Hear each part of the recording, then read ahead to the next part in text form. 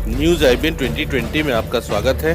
सच कभी छुपता नहीं, आईबीएन कभी रुकता नहीं। देश प्रदेश की ताजा तरीन खबरों से रूबरू होने के लिए आप जुड़े रहिए परवेज खान के साथ न्यूज आईबीएन 2020 पर। जो स्टूडेंट्स यहाँ बैठे हैं, आपसे मैं एक छोटी सी बात कहना चाहती हूँ। आपने एपीजे अब्दुल कलाम साहब का नाम सुना है ना सबने?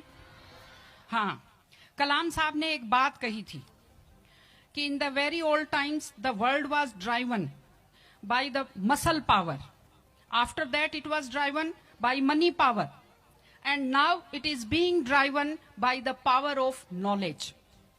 यानी पहले शरीर की ताकत से दुनिया चलती थी, उसके बाद कुछ दिन पैसे से दुनिया चली, और अब दुनिया कैसे चलती है? ज्ञान की ताकत से चलती है। आज अमेरिका और रूस, फ्रांस क्यों हमसे आगे हैं? उनकी जनसंख्या भी कम है, शायद वो मेहनती भी हमसे कम है, लेकिन वो हमसे क्यों आगे हैं? क्योंकि उनके यहाँ शिक्षा का जो प्रसार था वो हमसे ज्यादा हुआ, वो हमसे ज्यादा एजुकेटेड हैं। हम लोग प्राचीन काल में, हमारे यहाँ बहुत अच्छी यूनिवर्सिटी थी, नालंदा यूनिवर्सिटी थी, तक्षशिला यूनिवर्सिटी थी, लेकिन जब मध्यकाल आया तो हमने अंधविश्वासों पर ज्यादा ध्यान दिया, और जो नॉलेज था साइंस का उस पर हमने कम ध्यान दिया, इसलिए हम विश्व में पिछड़ गए। एसएसटी में आप लोग पढ़ते होंगे, 10th के बच्चे एसएसटी पढ़ते हैं, कि एक समय था जब वर्ल्ड की जो रिचेस्ट कंट्रीज थी वो रूस अमेरिका नहीं थी, वो इंडिया था और वो चाइना था। चीन और भारत विश्व के सबसे धनी देश थे, लेकिन हमने एजुकेशन पर ध्यान देना छोड़ा। उसका नतीजा ये निकला कि हम लोग गरीब हो गए, हम लोग पिछड़ गए, हम लोग कमजोर हो गए। इसलिए अगर आपको खुद को ताकतवर होना है और इस देश को ताकतवर बनाना है तो आप लोग शिक्षा पर ज्यादा से ज्यादा ध्यान दीजिए। हमारी बेटियां यहाँ बैठी हुई हैं, आप लोग बहुत खुश किस्मत हैं।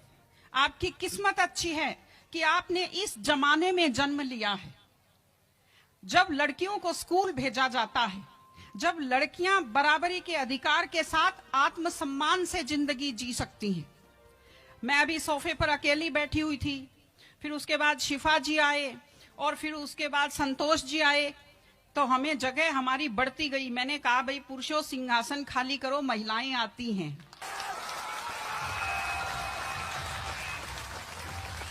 तो आप लोग बहुत खुशकिस्मत हैं।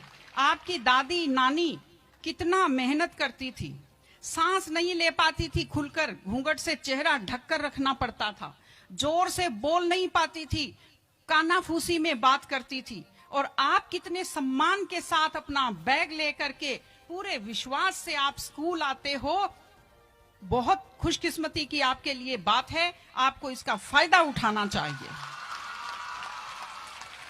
आपको कोशिश करनी चाहिए कि आप एक मजबूत नारी बने।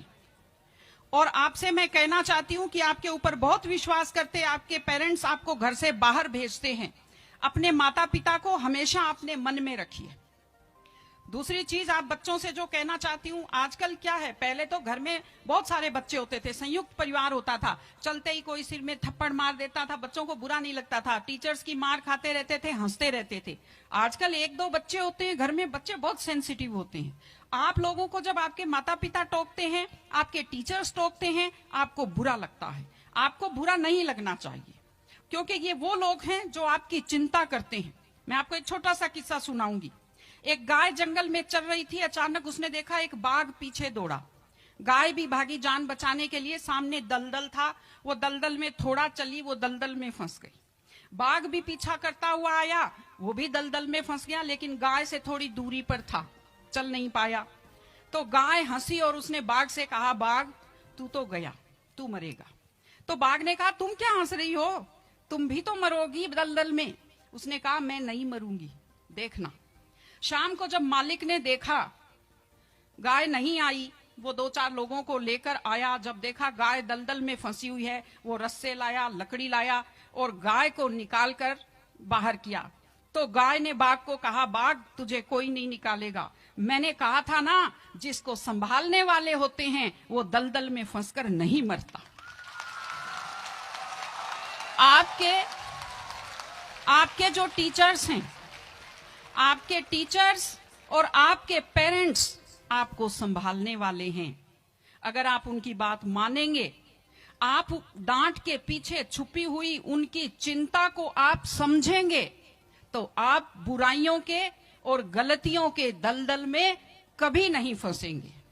इसलिए अपने माता पिता को, विशेषकर अपनी माँ का चेहरा अपने दिमाग में रखिए, अपने दिल में रखिए कि वो आपके ऊपर कितना विश्वास करते हैं, वो आपकी कितनी चिंता करते हैं, घर पे आपका इंतजार करते हैं, आपके लिए हमेशा वो दुआएं करते हैं। आपके माता पिता जब मंदिर में जाते हैं खुद के लिए कुछ नहीं मांगते, जब वो बचत करते हैं उस पैसे से खुद के लिए कुछ नहीं खरीदते, वो पैसा आप लोगों पर खर्च करते हैं। उनकी इस चिंता को समझिए, अपने टीचर्स की चिंता को समझिए।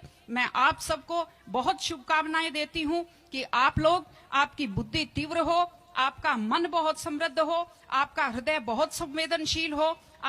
मैं स्कूल को मैं बहुत बहुत शुभकामनाएं देती हूं। टीचर से अपील करती हूं कि व्यक्ति केवल शरीर और दिमाग नहीं होता, एक मन होता है, एक आत्मा होती है। माइंड जो है, mind is sharpened by the knowledge and information.